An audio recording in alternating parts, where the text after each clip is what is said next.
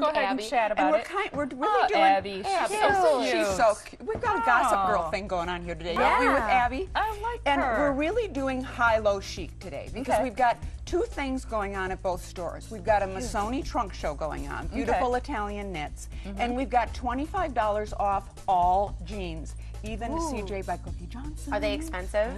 They're they're in the I think $159, $179 range. So normal designer jean range. Yep, that's what you pay for those. So what we're doing gonna see here. the cuff on her jeans because it's Isn't that so cute down there. Look, that's a great shot of the cuffs. I love those. Well, and I love that we're cuffing jeans again because then you don't have to shorten, all the time, which is really, really good.